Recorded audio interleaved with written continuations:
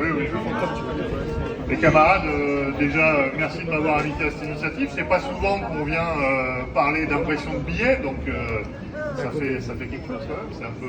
Je me mets à côté de lui pour être en photo avec lui. Pour une petite boutade, parce que j'ai rien préparé de vraiment construit, mais on a deux sujets au travers de votre bataille, la question de l'outil industriel et puis la question du service public au sens général. Sur la question de l'outil industriel, je vais faire un petit parallèle parce qu'on reste dans l'impression de papier, même si c'est pas du tout le même papier.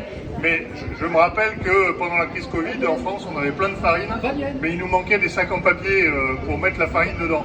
Et que dans les grandes surfaces, du coup, on n'avait pas, il y avait pénurie de farine, et que ça avait provoqué une mini panique.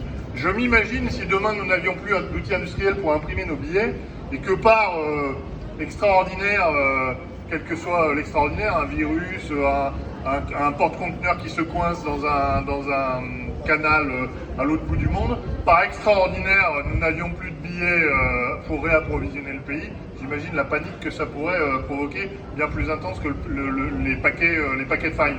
Évidemment, ce que vous imprimez, c'est pas du tout et techniquement et du point de vue sécuritaire le même sujet, mais malgré tout, c'est l'outil industriel. C'est-à-dire qu'on est dans un débat dans notre pays en ce moment où il faut soi-disant préserver l'industrie, voire même la faire revenir, et en particulier l'industrie de pointe. Qu'est-ce qui est plus qu'une industrie de pointe que l'impression de billets avec tous les dispositifs de sécurité que ça intègre.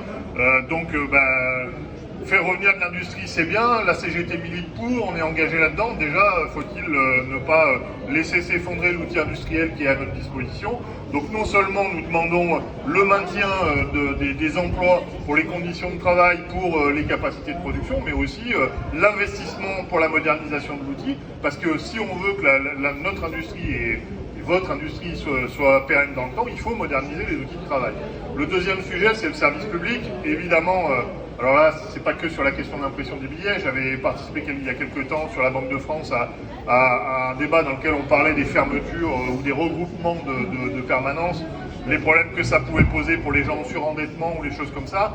On est confronté dans le service public à cette logique et à cette course un peu folle de réduction permanente de moyens à un moment donné où il y a de plus en plus d'exigences. Et pour le coup, c'est vrai que dans la monnaie, comme dans plein d'autres services, il y a de la numérisation. Il est évident que les cartes bancaires, elles prennent de la place, qu'il y a plein de nouvelles méthodes pour échanger. Mais il est évident aussi qu'il y a des gens qui en sont exclus pour plein de raisons, que ce soit des raisons sociales parce qu'ils ne peuvent pas avoir accès à une carte bancaire parce que ça coûte, que ce soit des raisons, comment dirais-je, de capacité. Et bon voilà. Et donc la monnaie dans notre pays, la monnaie fiduciaire, elle est encore très utilisée. Et donc il ne faut absolument pas abandonner ce principe. Mais on est comme dans tous les services publics, et je peux en parler. Moi, la SNCF, on a la même situation. La vente de billets, il y a beaucoup de ventes de billets par Internet, mais il y a encore des gens qui veulent aller au guichet. Et en fait, nous ne sommes pas contre l'idée de s'adapter à l'évolution du fait que les gens veuillent aller sur Internet. Par contre, quand on ferme les guichets en préalable pour les pousser dehors et pour les faire dégager, là, ça pose un autre type de question et on n'est plus du tout dans la logique du service public. On est dans la logique de petits comptables, on va dire, enfin c'est même pas de la petite comptabilité, comment on appelle ça, de la comptabilité analytique, là, de bas étage, c'est-à-dire on diminue les coûts de manière absolue sans regarder ce que ça peut provoquer. Donc aujourd'hui, vos revendications, la CGT les soutient, évidemment votre fédération et puis aussi la Confédération, sur le fait qu'il faut maintenir les emplois, ça c'est un impératif. C'est un impératif pour les conditions de travail, c'est un impératif pour les capacités de production, et c'est un impératif aussi pour la transmission des savoirs, parce qu'on sait très bien, notamment dans les industries de pointe, il faut avoir suffisamment de masse critique de personnel pour assurer le fait qu'il y ait une transition entre les générations.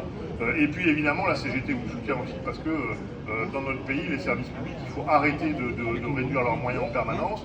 Alors vous êtes un service public un peu particulier, voilà, parce que, voilà.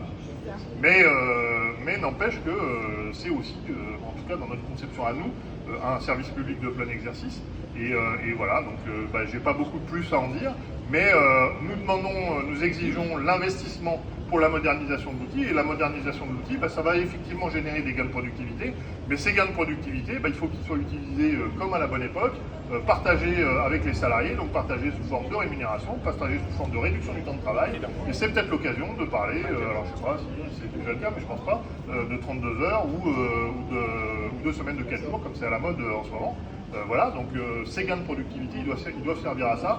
Et plus généralement dans le pays, si les gains de productivité liés à la numérisation dans un premier temps, puis ensuite maintenant on nous parle des intelligences artificielles, et effectivement il y a plein de potentiels possibles à travers toutes ces technologies-là. Si ces technologies elles sont utilisées à la réduction du personnel, demain on aura la moitié du pays qui n'aura plus d'activité ou qui sera cantonné dans des activités de services, on va dire, pas subalterne, mais enfin négligé, quoi.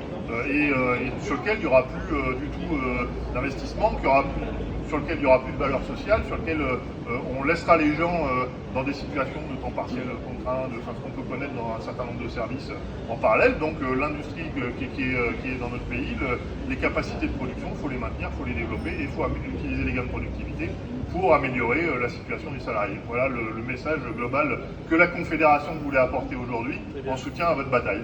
Merci.